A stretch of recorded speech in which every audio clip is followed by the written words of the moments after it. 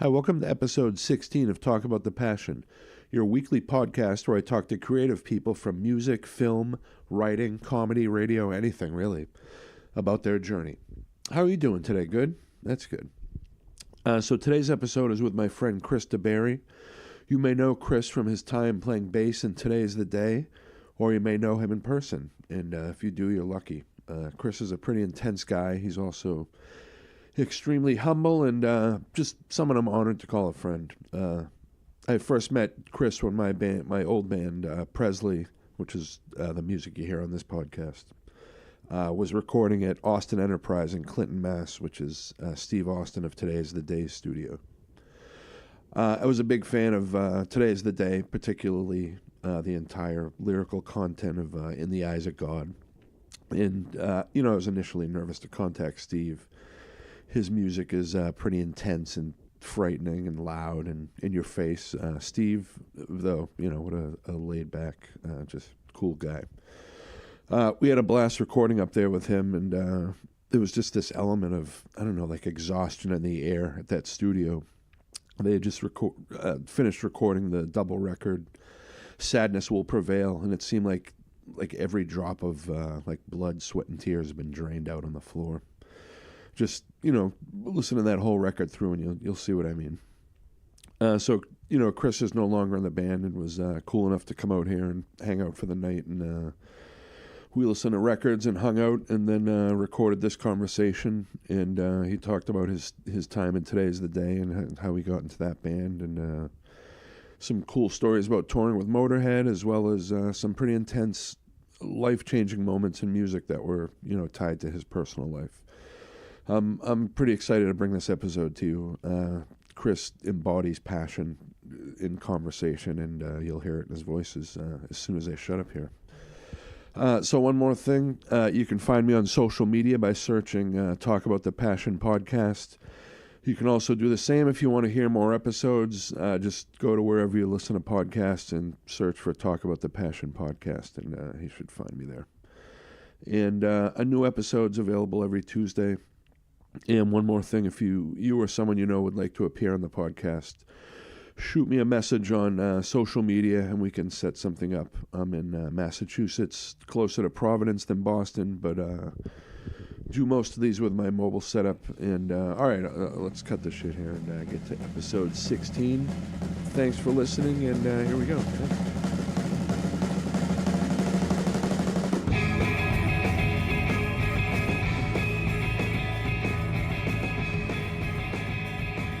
So I'm here with my friend Chris DeBari here in Rentham, Massachusetts, and we're going to talk about music and life and whatever else tickles our fancy here. So how you doing, Chris? I'm doing pretty good. And so we've known each other for probably about 15 years. I met you right after Today Is the Day. You were playing with them. Yep. And you guys just recorded Sadness Will Prevail. Yes. But we'll get into that sort of later on. But where did you grow up? I grew up in Coventry, Connecticut. Okay. Which was a small cow town, like 15 minutes from Yukon. Mm-hmm. And, not much to do. Not a lot of culture. So music was my introduction to culture. Yeah. And how did you get into music? My earliest memories of listening to something that moved me. My mom was from Raleigh, North Carolina, so she grew up with country music. And she'd be cleaning the house or washing the dishes, and she would put on like Conway Twitty or Crystal Gale, Billy Joel the Stranger. Yeah. Like that album cover always freaked me out. Yeah, It was right. terrifying. But the most standout album was Willie Nelson's Stardust, which was an album he did of covers. And I just remember being little and sitting in the living room, and she was playing that record, and I heard the song Georgia on my mind. And like it has this crescendo in the middle, this sad like crescendo with the harmonica, and I was just like, oh, like I feel really sad. Yeah, like yeah. never heard anything like Right. that. Like, what is this feeling? Right. Like, this is cool. Yeah. Like, I really like this. So I would, every time she was putting a record on, you know, I'd stop playing with toys or whatever, and I'd come down and I'd just sit and listen to music. Nice. Does that, if you hear that song now, does that still Totally. I played it for that? my son in the car the other day. Yeah. And I was like singing along with it, and he's like, "Who is this?" I was like, "That's Willie Nelson." I was like, "This is probably my favorite album of all time because it was the first one I heard that I totally fell in love with." Right. Like, he's like, "That's cool." Yeah. Nice. And so did you go out and start buying records or start buying music? My parents wouldn't really let me buy music. I got like my first cassette was Herbie Hancock's Rocket. Nice. Because I love breakdancing. Yeah, yeah. Because I was growing up in the early 80s. And right. so I was into like Ice-T and the Breakin' soundtrack and, you know, all that stuff. Mm-hmm. And so I would just like listen to that, and I would listen to stuff on MTV. Right. You know, whatever was on MTV I was listening to. And I heard some stuff that I liked. Yeah. But I hadn't heard anything that really, you know, hit me like Willie Nelson Right. hit me. Yeah. I didn't really hear anything like that until I was like a teenager. Yeah. And I heard Slayer for the first time. What from Willie Nelson to Slayer, that's quite a jump. What record was that? Rain and Blood. Nice. And I was in 8th grade. Yeah. And it happened to be the first time I smoked weed with my friend Mike. Yeah. And it was terrifying. Yeah. He was like, "So check this out." I'm like, "Okay, what's this?" You know? Yeah. Like, is it Shaka Khan or something? Or, oh no. Well, oh my God, what is this? This is awesome. Oh, I like this. Yeah.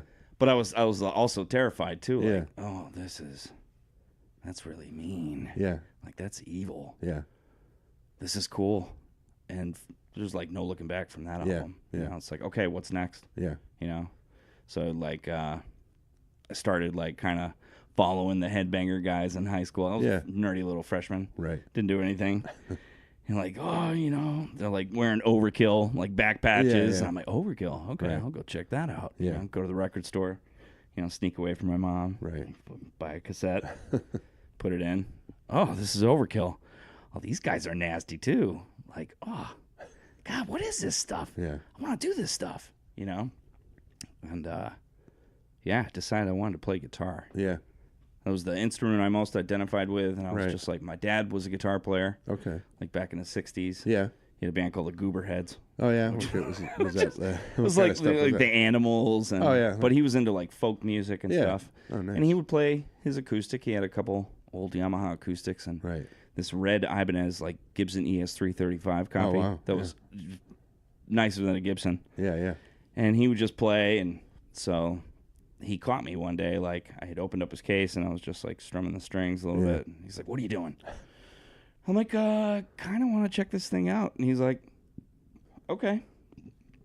You know, just let me sit down with it, and I kind of messed around, and he was like, "Do you want to take some lessons?" And I was like, "Okay." You know, and so we went to his friend in Mansfield. She taught, or her husband taught, and she had like a tiny little guitar store. Yeah. And she had these Cort Les Paul copies, and they were like $100. I remember bought those me Cort. one. Yeah. And they were well-made guitars. Yeah, yeah. They were really good guitars. And so he bought me one of those, and I took maybe 3 weeks of jazz guitar lessons with this guy before I fell asleep, like in one of them. And I was like, it's not what I want to be learning. Right, right. No, there's no one around to teach me this. I'm just going to have to teach myself. Right. So that's what I did. Yeah. Every day after school, come home, do my homework if I felt like it, and then just stayed in my room, play guitar. Yeah. Like one note at a time. Yeah. One thing at a time, and take it from there. Nice. Did you start playing along the records or anything like that? Were you able to? Yep. play I had a by ear? boombox. Yeah. I had a Crate 25-watt amp. Yeah. I had his guitar, some ratty-ass distortion, Nice. and the first song I think I learned how to play was One by Metallica. Oh, nice. Like the do-dee-doo-doo. Yeah, yeah. Easy, right? Right. And so I practiced that. Went to high school. You know, Headbanger guys are like, "Whoa, he's got a guitar." I'm like, whoa. You know how to play any songs? I was like, yeah, one. Yeah. I'm like, yeah, which one? I was like, one. Like, oh, well, let's hear it. You know, Yeah. and I played it. I got to the end. I got the, super fast triple part, and they were like, holy shit. Like, you can play. Yeah. That's cool. I was like, yep. Did you, do you remember what your first live show was? No. No. Nope. I think I had played one song on guitar with my best friends. My best friends had a punk band. Yeah. Called Scar. Yeah. And I think I sat in on like one song. Right. I think the song's Scar. Mm-hmm. I think that was the first time I played. And then I didn't even, I had like a couple bands like in high school, but with some friends. Mm-hmm. And then I didn't start like seriously playing until like 97. So at that point I've been playing for like 4 years, 5 years. Yeah. Before I was just like, stop practicing covers and playing shit like that. And just concentrating, I just want to make my own music. Yeah. I don't even know what I want to make. Right. So it's probably going to be thrashy. I was listening to death metal. Yeah. And the one show that changed my entire everything. Yeah. Like people have a show or an album that really woke them up to like what music's really about. Yeah. Was Neurosis. Yeah. In September of 1996. Yeah. At the Sports Palace in New Britain. Okay. Like I went to that show with my buddy Dylan, who had introduced me to Neurosis via a cassette of Souls at Zero. Yeah. Which I listened while I was washing dishes. And at that time I was like, this is kind of cool or whatever. Kind of weird. Because I was just listening to like, Disincarnate and Deicide. Yeah. I had gone from thrash to death metal and punk. Yeah. Like at the same time, my best friend was a skateboarder. Okay.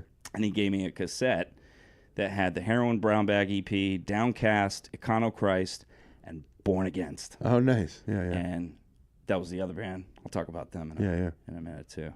But seeing Neurosis. Yeah.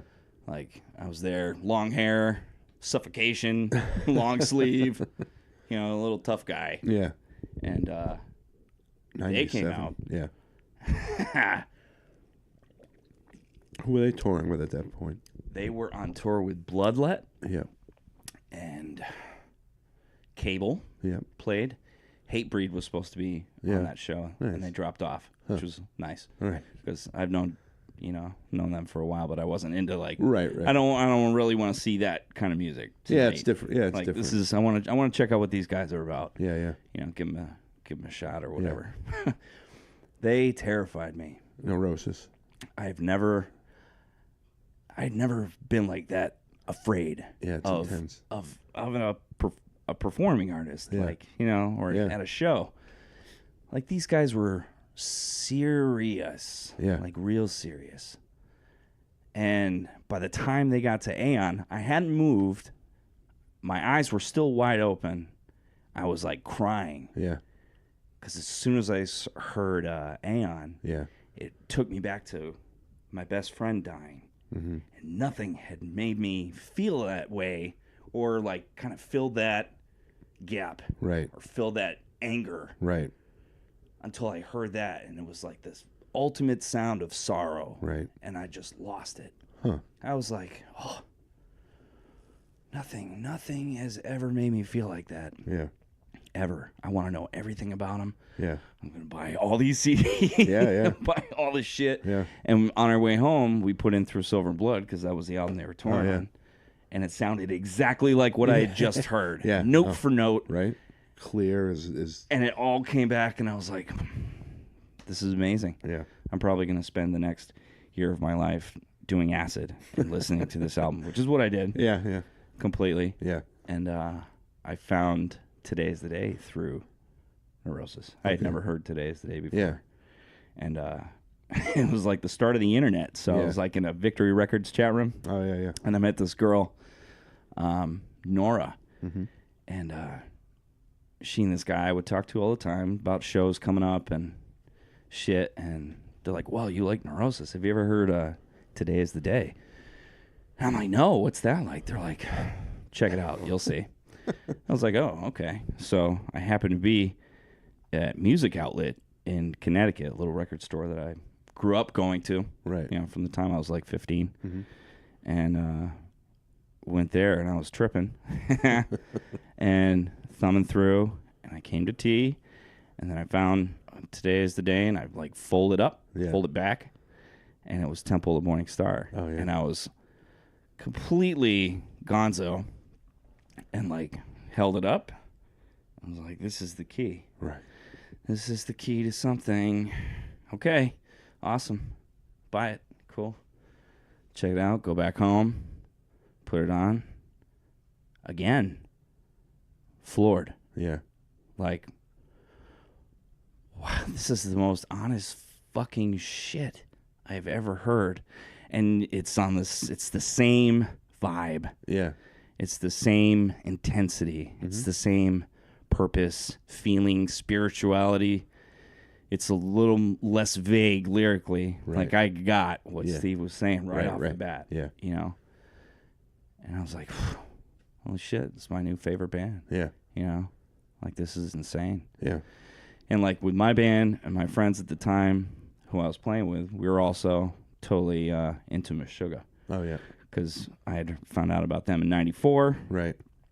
And they came out with this Destroy, Erase, Improve album. Oh, yeah. And that was the third link in my chain of like, this again, this is like nothing I've ever heard before. These guys are bending time and space and stopping and starting at impossible points. Like, how do you do that? Yeah. And it was brutal. Yeah. Brutal. And then all of a sudden it would have fusion. Yeah. There'd be a fusion solo. And you'd be like, holy shit. It's Ma Vishnu Orchestra or Alan Holdsworth. Yeah, yeah. More like Alan Holdsworth. Right. And so like that period of time, like 97, 98, 99, like that's really when music like really took me over. Yeah, yeah. Where I was just like, yeah, this is me. Yeah. This is what I'm into. I don't want to do anything else. Yeah. And yeah. You were telling us a story earlier before we recorded about Meshuggah writing to them. And, yeah. So you want to talk about that? That was a pretty cool story. Well, I had found out about them in '94, and they hadn't been stateside really yet. They were distributed through Nuclear Blast and Relapse at the time. And I was like, oh my God, you know, this is incredible. And I want to find out everything about these guys. Yeah. Like, they're awesome. They're totally cool. So there was nothing on the internet at the time about Meshuggah, like at all. Yeah. And it wasn't until like 2 years later that they finally came out with a website. And so I started writing them. I'm like, oh, they'll never write me back. They wrote me back every time. Yeah. They were totally cool. Yeah. Every time. And I got a early version of Chaosphere. And once I heard that, I was like, they've done it again. It's the next. They took it to the next. They've evolved. Yeah. There are all these bands that I'm listening to. They're all evolving. Yeah. Like, they're totally different every time I hear them. Yeah. From record to record. This is great. And so I wrote, I was just like probably really stoned. And listening to the album and writing like these little miniature stories, like going on within each track. And then I sent it to him. I emailed it to him. And I'm like, oh my God, why'd you do that? That was, you're a nerd. And I'm like, oh yeah, I'm a nerd, whatever.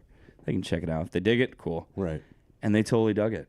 And when they came to the States and I saw them, you know, I was like, oh yeah, do you remember I wrote you this story? And he's like, you wrote that story about Chaosphere? He's like, oh my God, yes. It was awesome. And I'm like, really? Like, yeah, no one's ever done that. Right. Like for us. Like that's really great. You totally get it. Like, nice. I'm like, oh yeah, well, I respect it a lot. I respect where you guys are going. Yeah, yeah. I think you guys are gonna be monsters. Yeah. Like, so did that sort of open up the door to like show you that, you know, these kind of musicians like Neurosis and Today Is the Day were like approachable people. They were like, it wasn't these guys up on, you know, altars that, you know, I'd never be able to meet Steve Von Till because he hides in a bus or something. Well, I met Steve Von Till once. The second time they were on tour, it was the second leg of the Through Silver and Blood tour, and they played at the Middle East in Boston with Anal Cunt. Yeah, yeah. That was great. That was awesome. Yeah. And my friends and I are walking down the street in front of what was that store that was right by there? Hubba Hubba. Hubba Hubba. Yeah. Hubba Hubba. Like the. And Steve Von Till's just standing on the sidewalk, staring up at the sky. And we like walk up and we're like, I think that's Steve Von Till, man. Yeah. Hey, Steve. And he just kind of like looks at us and he's like, you think that's real? And so we're like, what? And we're looking up. He's like, they're playing music up there. He's like, do you think that's real? And I was like, are you tripping as hard as I am? I was like, yeah. He's like, I'm going to go up there and check that out. I was like, okay. Into the, right, in the sky? That was it. No, into the building. Oh, no. Yeah, totally. No, yeah. I was ready to go into the sky. Yeah. And I was terrified to talk to any of them. Yeah, yeah. You know, period. Right. And I never did until Times of Grace tour. Oh, okay. Actually. Yeah. Managed to walk up to Dave Ed and talk to him. And he's like, hey, man, how's it going? Right. Yeah, I know, I'm like, are you the nicest guy ever? Yes, I think you are. This is awesome. And I was like, dude, new album. Amazing. He's like, have you listened to it on shrooms yet? I was like, yes. He's like, fist pump. He was great. I didn't meet Scott Kelly until this past year. Yeah, okay. I had never gotten to talk to him. Yeah. Ever. And he was totally humble and yeah, I don't know him, but he seems like Scott. He's an awesome guy. They're all, they all seem they're awesome guys. Yeah, Steve too. Meeting Steve. Yeah, meeting Steve. Yeah. So tell us about the first time you met Steve Austin. First time I met him, I was 1998. Steve Austin is Today Is the Day. And they were on tour with the Unsane for Temple of the Morning Star. And they had Brad Elrod and Chris Reeser. Yep. And I was like, well, this album was pretty intense. Wait a minute. This is just three guys. I know, right? I was like, how the hell are they going to do all that shit live? I'm like, okay. All right. So we just waited. And then we watched, I think the first band was Crack Torch. Oh, yeah. And they're pretty nuts. Yeah, yeah. And I was like, okay. But we were like right up front at the Middle East upstairs. Yeah. So it's small. You know, that's my favorite venue. Yeah, yeah. To this day. Oh, yeah. And they started with Crutch. Yeah. Brad was just like, boom, boom, blum, blum, blum, blum, blum, blum, blum, blum. I was like, whoa, where's he going? Whoa, whoa. And then, wow. Oh, what? And I think all three of us just leaned back. Yeah. Like, holy shit, yes. Yeah. Yes. And throughout that entire performance, I was just like, this is amazing. How can anybody sweat that much? Right. Unless they're possessed. Like, that is just impossible. Right. And after the show, I was like, I just want to meet this guy. Right. And I went to go shake his hand. You know, he was coming back, and he was hanging out with his wife, Hannah. And he's walking up, and he just hugged me. Yeah. He just gave me a huge, sweaty hug.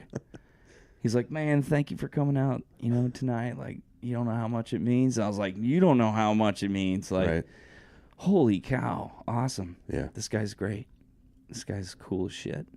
And I didn't get to see him again for a while because he got a new lineup. Right.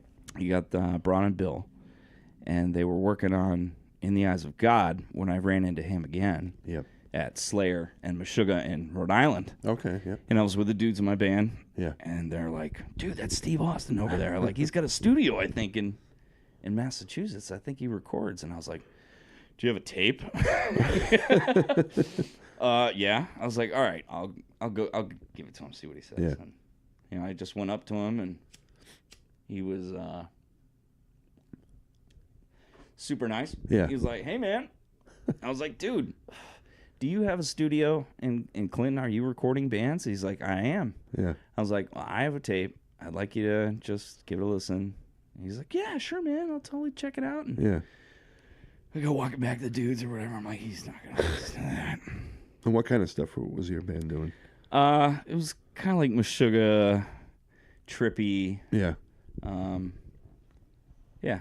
Kind of the guys who were at the rhythm section I was playing with at the time were like over the top Meshuggah freaks. So they were like the first people I met that could actually play. Yeah. Like that stuff note for note. Right. And we had a 17-year-old drummer Wow. who auditioned for us by playing Soul Burn off Oh, yeah. Destroy, Erase, Improve, note for note. Jeez. And I had to go outside laughing so hard because I couldn't even believe it was possible. Yeah. But we were just, at that time, we were just like, they were totally into that. And I was actually more slower and more feeling. Yeah. More like Neurosis or Today's the Day mixed with kind of like Meshuggah rhythms. Yeah. And you were playing guitar. Yeah, and I was playing guitar. Yeah. And so Steve called me a couple days after that show. Yeah. He's like, Chris? And I was like, hey, man. He's like, dude, your stuff's pretty good. You know, why don't you come on up here to the Enterprise and let's lay down some rock? And I was like, that sounds awesome. When do you want to do it? Yeah. When do you want to do it? Oh, here, and we'll do it then. And so we went up there, and they had just finished practicing. Yeah. And I was like, shit. Because we heard like the noise, and we pull up to the Enterprise, and I'm like, damn. So you just like go in the black glass door, and slide the other black glass door open. And there they are. Yeah. They just got done playing. And met Braun and Bill. They were super nice. Yeah. And Steve was super nice. Yeah. And brought in all of our gear. And he played us the album. Oh, did he? He's like, do you want to hear what we just did? We're actually getting ready to go on the road with Napalm Death. I was like, oh, well, that's awesome. Cool. And listening to that album with him right there for the first time was surreal. Yeah. Because, again, that album completely terrified me. And I was like, this is exactly how I feel. Yeah. I just can't say it. I don't know who the fuck I am. Yeah. The lyrics on like, that record are... everything. Yeah. Like the intensity. Yeah. And I was terrified to record. I was like, oh my God, this sucks. Our shit sucks. This is going to be terrible. Yeah. And we got done, and he was like, dude, that was really good. Yeah. And you want to come up and barbecue sometime? And I'm like, really? Yeah. And so I went up there like 3 or 4 times over that summer, and it was when he got home from the Neurosis tour in Europe. Yeah. He called me up, and he was like, Braun and Bill have left. I was like, oh, no. Yeah. He's like, and I want to know if you want to come up and audition for bass. And I was like, I don't know how to play bass. He's like, you can handle it. I think you can handle it. Yeah. You know, don't worry. I want you to try. Right. And I'm like, well, that's the most anyone's ever asked of me. I was like, of course, I'd be honored to. Yeah. So I like went home and learned Mayari on guitar. Figured it out by ear. And I called him up, put the phone down, and played Mayari over the phone. Yeah. And I was like, how was that? And he's like, you nailed it. He's like, come up here Saturday. I've got a drummer from New York. We're going to try out too. Yeah. I was like, okay. And went up, totally nervous. Yeah. Fucked up. I don't even know how many fucking times. A couple times he was getting mad. Yeah. You know, I'd be getting mad too. Yeah. And I was just like, oh, okay, don't fuck up. Right. Do not fuck up this man's shit. Yeah. Like, that's your job. Like, don't do it. So I didn't. Yeah. And at the end, you know, I was all nervous, and we hung out, had a good time, and Brian left, and he went back to Long Island. And I was like, so what do you think? He's like, oh, you had the gig before you came up here, dude. I was like, seriously? He's like, yes. Yeah, that was great. Don't even worry about that. We are going on tour in like 2 weeks. So here's a list of songs you got to learn. Da-da-da-da-da-da-da. And yeah, I'll see you back up here in a couple days to jam. So I went back and forth from work, Glastonbury, Connecticut, to Clinton, get done at like 2 in the morning, drive home, hit the Charlton rest area, fall asleep, wake up, change clothes, go to work, back and forth. Yeah. All the way up until the tour.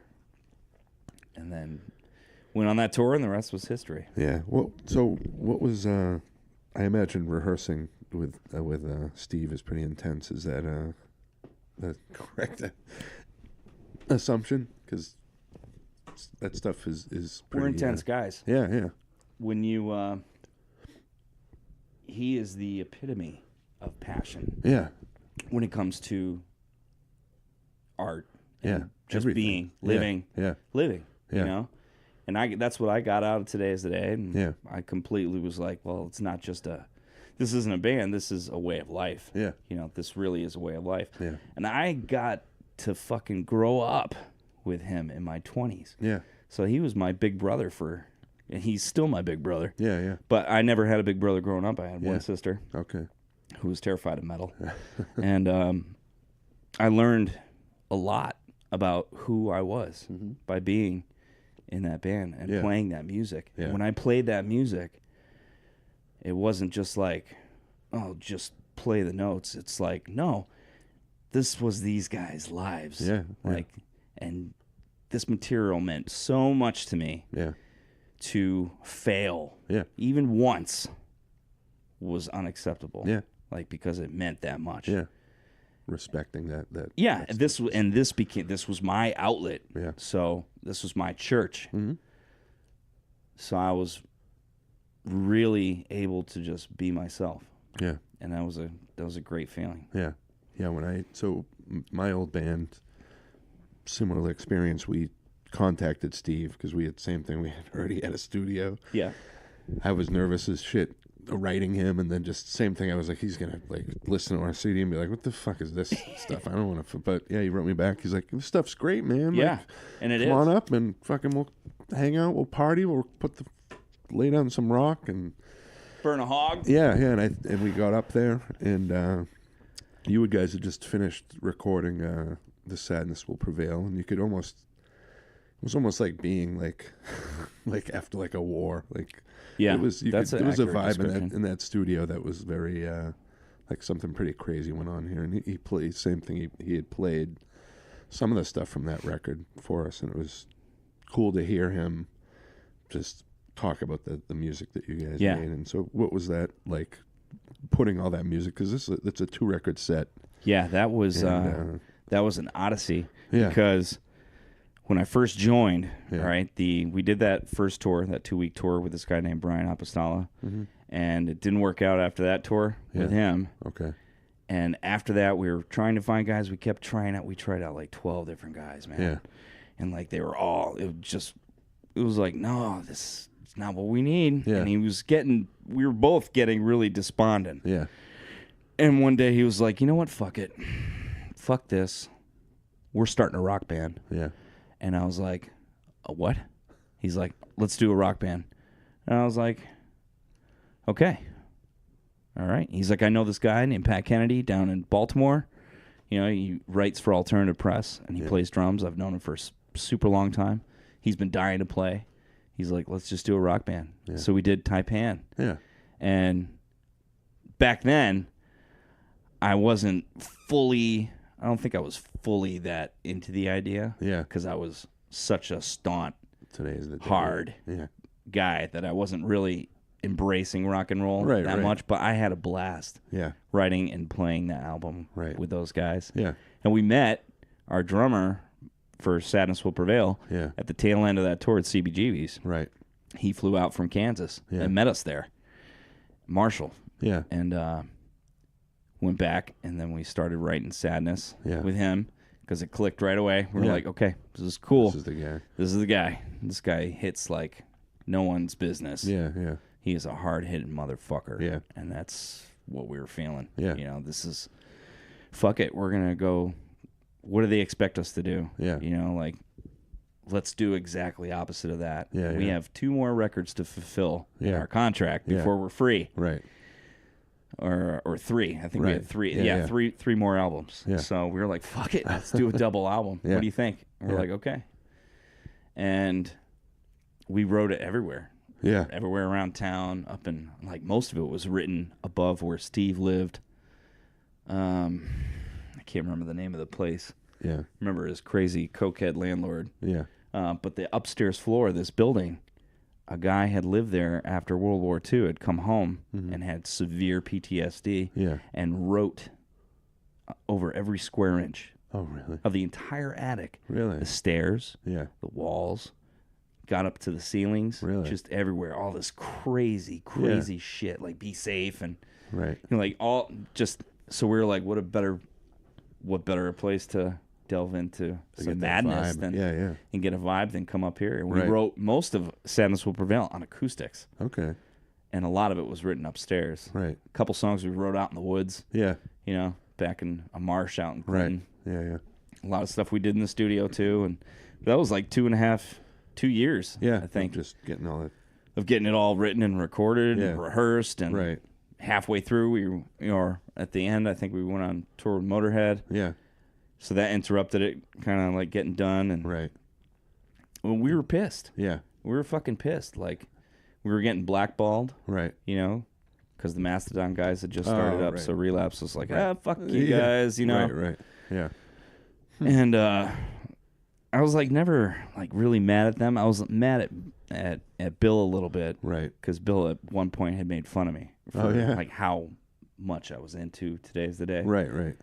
Like he thought that was kind of silly, and I was just like, "Fuck you!" Right? Like you really? Right? You're in my fucking favorite band, motherfucker. I know. That's crazy. Like, and you're making fun of me. I'm like, you're not gonna last. Yeah. You didn't. Right. And but like looking back, especially now, it's like someone asked me the other day, do you hate Mastodon or something? And I was like, no, I never talk about them, and no, I don't hate them, because if there hadn't been a Mastodon, I would have never played in Today's the Day. Right. Yeah. Most likely. Right. I wouldn't have had my chance. To do it. Yeah. And I'm glad I did. Yeah. So the writing process with you guys, that must have been pretty intense for you to like actually kind of see how Steve put stuff together, and were you like an integral part of when he starts to roll on an idea, and he'll just start off with an idea, it goes from this idea to this riff, right? Come up with that riff, then he would come up with another riff right on the spot, and then another one after it, then another one, and that's it. That's the song. And almost all of them were written kind of like that. We never really repeat. Right. A lot of times there isn't a lot of repetition. It's a real blinding pulse of inspiration. Feeling whatever you're feeling, whatever we were feeling at that time, whatever he was feeling at that time would just come out. And a lot of times it would be super intense. A lot of times I would get pissed, trying to come out so fast, and I'm trying to keep up with it. Right. I'm like, now what were you doing there? No. It's 5, 7, 8, 9, 13. Yeah. Like, oh, fuck, right. 5, 9, 7, 8, 13. Okay. Yeah. That's awesome. It was great. Having Chris Force and Jackie Gratz come and play violin and cello on the album, like that made the whole experience. And having Seth Putnam from Anal Cunt on a track, that song's probably one of my most favorite, like shit disturbing tracks. Butterflies. Yeah. Totally high on heroin. Yeah, Steve told us some stories about that session. He was he had his foot up on a chair, and he had just pounded a fifth. Yeah. Like a fifth vodka. Like, what? Yeah. Okay. Blew some heroin, and then I'm sitting out on the couch. Yeah. Like, and I just wanted to watch Seth record vocals. Right. He had his leg up on the chair, and like microphone against his forehead, and he turns to me, drops the mic, and comes barreling at me. I'm sitting on the couch at the end of the studio, full force, and jumps and lands right on me and crushes me up against the couch. He's like, "I'm so fucking fat. I'm sorry. I'm sorry. I'm so fucking fat. I'm so sorry." I'm like, "It's okay, Seth. It's okay. It's okay, buddy. I love you." Terrified. Yeah. Terrified. He was great. I missed the shit out of that guy. Yeah. People always got him wrong. Yeah, definitely. Totally got him wrong. Yeah. So you toured with Motorhead. What was that experience like? It was probably exactly what everybody thinks it was like. It was fucking awesome. Yeah. It was great. Yeah. How long was that tour? 36 days. Wow. Yeah. We played a string of gigs. Our first gig was in Dallas, Texas. Yeah. And we played a string of gigs on our way down there. And on our way down there, we still couldn't believe that we were going to meet up with Motorhead and Morbid Angel. And we got to that place, and I walked in, and I'm like, "This is the biggest place I've ever played. It's pretty nuts." Yeah. And I'm walking by, the back room was like on the right, as soon as you come in from the back of the building, right on the left. And Lemmy's in there with this smoking hot black chick. Yeah. With a jean skirt and no top. Yeah. And Lemmy's just sitting there holding a novel. She brought him a book. And they're just like casually talking. Like a totally like legs crossed. Right. Casually, fucking weather, fuck that, And I'm like, that is the most rock and roll thing I've seen. Right. That's pretty awesome. And I was like, I gotta meet him. Yeah. I gotta fucking meet him. Like, if I don't get to meet him, I'll tour. Yeah. I could meet him right now. So I bummed a cigarette. Oh, no. I offered to buy a cigarette off Lemmy. He's like, I don't need your fucking money. He gives me a cigarette. I'm like, thanks, Lem. All right, cheers. Holy shit. Don't go anywhere near that guy. Yeah. But I ended up hanging out with him quite a bit. Yeah. And he was a complete gentleman. Yeah. He was terrified. Right. Because I've never met anybody like, that Right. weird, like, hallowed. Yeah, yeah. God, icon. Yeah. All the above. Yeah. And the first time, like, I hung with him, I was going to sound check my bass, so I had to walk back through their dressing room. He's like, oh, come here. And I'm like, hey. I'm like, what's going on? And he's like, let me see that. And he, like, takes my silver Kabiki bass. Oh, yeah, yeah. And he's, like, playing it. I'm like, kind of looking at it. I was like, what do you think? He's like, I think it's a girl's bass. I was like, really? I was like, well, I think it's pretty fucking cool. Right. I was like, I've never seen one like it. And he's Yeah. like, no, definitely not. Try this. And he hands me his walnut Rickenbacker. really? Of course, I put that thing on. It weighs like 50 pounds. Yeah, yeah. And it's a wicked long scale neck. Right. He's like, what do you think of that? And I was like, I think it's good for you. This thing's fucking huge. And I can't believe I'm holding it. Yeah. I'm a little bit in shock here. Right. That's awesome. I can't believe you. Thank you. Handed you that. Yeah, thanks. That was cool. They got me in Vancouver. We were in the middle of playing like I think Maggots and Riots. Yeah, yeah. Totally intense song. Yeah, All of a sudden, someone pulls my drawers back and dumps a can of ice. And normally, I would fucking murder the person that did that to me. Yeah. And I spun around, and it was his bass tech. Yeah. Lemmy was right there, just laughing his ass off. Yeah, yeah, yeah. And I was like, I just kind of looked at it. I didn't miss a beat. I did not stop. And at the end of that song, like half of Motorhead's crew, Lemmy was there, Phil was there, Mickey was there, and they're all just applauding me. Like, happy birthday! And I was like, you guys are fucking awesome. This is great. Motorhead wishing you a happy birthday. God, Motorhead, wish me a happy birthday. Who can fucking say that? Not many people. And I've never taken that for granted. Yeah, yeah. And you got to see them live every night too, so that's that in itself was just like I've never seen a band more in my life than Motorhead and Morbid Angel. Morbid Angel too, who was equally as trippy. Yeah, yeah. And Trey Azagthoth, totally awesome, but would totally sequester himself to. Yeah. He just kept to himself. Yeah. But he'd get off the bus, he'd be like, "Hey, today, what's going on?" Right. I'm like, "Hey, what's up, Lord of Darkness? Right. How's it going?" That's so funny. Pete Sandoval was like, he was awesome. Yeah. I'd always wanted to meet him. He's like, "Oh, today is the day. Oh, you're fucking so evil, man. Fucking brutal. Nice. Fucking brutal." I'm like, yeah, you get it, Pete. Nobody else really does. Right. I was like, Lemmy, what do you think of it? One night I noticed he was watching us at the Palladium from up top. Yeah. I was like, so what do you think? He's like, I don't. He's like, it's like you forgot all about the blues. And I'm like, I'm really mad right now. Yeah. I want to be like, this is my blues, motherfucker. Right. I don't want to get like kicked off this tour. Right. But he'd probably appreciate my honesty just the same. Yeah. Which he did. He was just an honest dude. Yeah. And, people would leave him alone. He was there to rock. Yeah, yeah. That was it. Yeah. He was there to fucking rock. And they rocked every fucking night. They were amazing. Yeah, I bet. Amazing. And you had said, too, Steve kind of opened you up to a lot of stuff you would never listen to before, like the fusion and stuff. Yes. King Crimson. Yeah. King Crimson, Mahavishnu Orchestra. You know, I have him, the Zini Geva. Yeah. I had never heard Zini Geva. Yeah.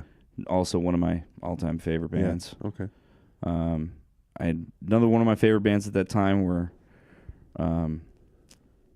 you know, Steve had worked with Dead Guy a lot. And I had listened to a little bit of Dead Guy, and then I heard Kiss It Goodbye. Oh, yeah. Whew. Yeah. Yep, that's another one right there. Yeah. Yeah, I had never really gotten into any 70s music before, and I'd, you know, done obviously quite a few psychoactive experiments, and I had never been really exposed to that stuff. Right. And he was the one who got me into that shit. Yeah. Nice. And it was totally different wavelength of thinking. But at the same time, a linear, like, especially with King Crimson and Today Is the Day. Yeah, yeah. Very linear. Yeah. Like, to this day, I hold him and Robert Fripp, like, together in, like, this, just nailed it. Yeah, yeah. Like, and they're just awesome at what they do and their sound. And oh, yeah. Definitely. What's your era of King Crimson? Do you... it would definitely be... Favorite would be John Wetton era. Yeah. So Lark's Tongue and Aspic and Red and Starless and Bible Black. Yeah, yeah. Those three were, I think those were the best. Yeah. For me. Yeah, yeah. But I, at the same time, like the Adrian Blue era. Had an amazing. Has amazing material. Like the song Level 5. Oh yeah. And Thrack. Yep. Like those are just like this sounds like the horror, the absolute horror of the unknown, of the universe. Yeah. Like, it's almost too deep. Yeah. Like, it's also scary. Yeah, yeah. I like these scary. Yeah, yeah. I like these scary things because they're scary because I don't know about them. Right, right. You know? Yeah. And then I still that they're mysterious. Yeah, it's a mystery. Yeah. You know, I love that about music. Yeah. Like, I think that's my favorite. I just love to fall down a rabbit hole into some music, and that's where I'm best. Yeah, yeah. When you discover something new, like it'll just take you to.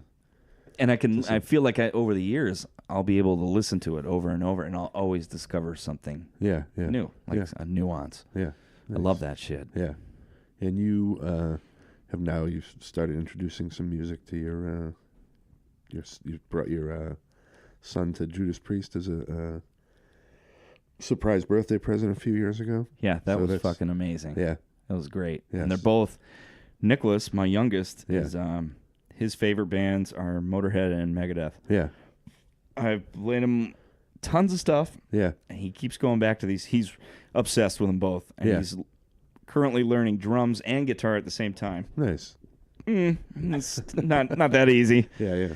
I can't really help him out so much on the drums, right? So we were getting him some lessons, and now he's kind of like teaching himself. And but the guitar, I'll sit. I love nothing more than just sitting down with him. And here, just alternate pick. This is alternate picking. Yeah. Saved up and bought himself a Randy Rhoads Flying V. Oh, nice. I couldn't even get to buy him his first guitar. I was a little bummed, but I was proud that he wanted to save up. And, like, I don't know any kids who can just save their money.